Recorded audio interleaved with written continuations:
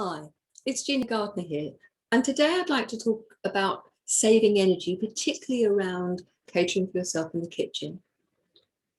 Energy is a finite resource, and for many people who are struggling to recover from illness or have a long-term condition, managing their energy is hugely difficult.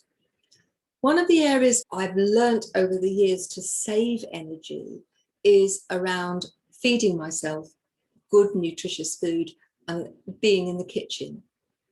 I've been wheelchair bound for years at a time, and although I can now walk short distances, standing is something that I find incredibly tiring. Simple act of putting a stool in the kitchen and perching rather than standing makes it much easier. But there are also things that you can do that will help you even more. So if I'm doing vegetables, then I have a tray, I put it on my lap or at the table, and I sit down to prepare vegetables and chop them. It sounds so simple, but it's something that took me a while to recognize. And I know from talking to other people that they didn't give it a thought either. What I've also learned is to batch cook. Now, batch cooking means that you don't cook one meal, you cook 2, 3, 4, multiple meals. But cooking the whole meal from scratch for me is difficult. I'll prepare the vegetables one day. I may do, half the recipe and get it to a certain stage, and then I will finish the recipe the next day if I'm feeling tired. I have a whole range of recipes that are designed that they don't take longer than 10 minutes in the kitchen to prepare, although I may have spent much longer the day before sitting down doing the vegetables, for example. Investing in some plastic pots that don't take a lot of room in the freezer that are easy to use is I use things that I can transfer straight from the freezer into the microwave or into the oven. If you're an oven person, use foil pots. If you are a microwave person, use plastic pots, but make sure that they are microwavable. You can buy them very inexpensively, the sort of things that you get a Chinese takeaway, or save the trays if you have ready-mades. I reuse them over and over again. It's good for the environment, it saves money. Ordering things online rather than going shopping is a great way to save money and to save you being out in an environment where there are lots of people. That can help protect you from infection. But plan it. If you're going to do, let's say, a course for a Bolognese, so I would do a big stock pot full of sauce, and it will start off as Bolognese sauce, and I will then save perhaps 4 portions. That Bolognese is then used as the basis to make a chili. So I add extra spices and herbs and beans and so on. And so then it will become portions of chili. And there are lots of recipes where you can adapt them. If you wanted to, you could actually make the tomato sauce. So that's a pasta sauce before your Bolognese sauce, before your chili. Or you use your Bolognese sauce to make shepherd's pie.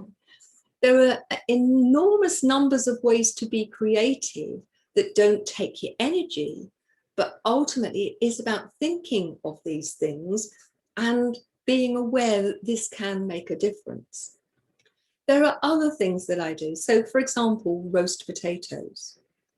I'll peel them, parboil them, put them on a tray, brush them with oil, cover them in cling film, bung them in the freezer. And then when I want them, all I do is put them into a hot and allow an extra 5 minutes. The same with parsnips. With carrots, you can peel them, put them in the fridge in water for a couple of days. They'll be perfectly all right. Green vegetables, you can prepare, put them into a plastic bag and squeeze all the air out of them, and they will last 2 or 3 days really well. When I make up a salad, I make up a big salad. Don't put the cucumber in because it makes it wet. You can just add that later. Again, put it into a plastic bag and take out all of the air, and it will last very well for 2 or 3 days. So that I know that if I expended all of the energy creating a big bowl of salad, that it will last me 2 or 3 days. It will still be as fresh as the day as I put it in, and it will be good. I know I'm eating nutritious meals, but I don't have to expend the energy every day. If you are wanting to create yourself puddings, think about things that are easy. I use stewed fruit a lot.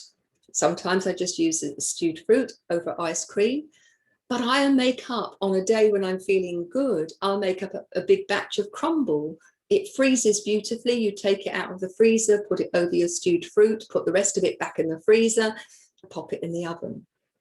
There are lots and lots of ways to help yourself. Now, many of you will be thinking, well, I'll just buy ready-mades. The problem with that is that they are expensive and that you don't know what's in them. They're often very high in saturated fat, in salt and sugar. And so I made the decision I wanted to eat healthily because I wanted to help myself be as healthy as I could. So ultimately, I had to find a way to do that I could manage within my energy limitations. And for me, the more physical activity has always meant more fatigue, more pain. So ultimately, I wanted to find a way that would help me make the most of what energy I had without tipping myself into the red. If you've seen the video about bank accounts and energy, you'll know what I mean. I wanted to be able to do that safely. So these are just a few tips, but what I wanted to do is to get you thinking in a different way. So always sit rather than stand. If you need to lie down, it's amazing what you can do reclining with a tray on your lap. I know, I've done all sorts of things, particularly around kitchen stuff. It's about finding a way that works for you. Having a deep freeze has been a great boon. If you've got a limited space in your deep freeze, then think about what will give you the biggest bang for your buck in terms of your energy, and make sure it's those things in the freezer rather than things that are just taking up space. So good luck, and I'll see you in the next video. Bye-bye now.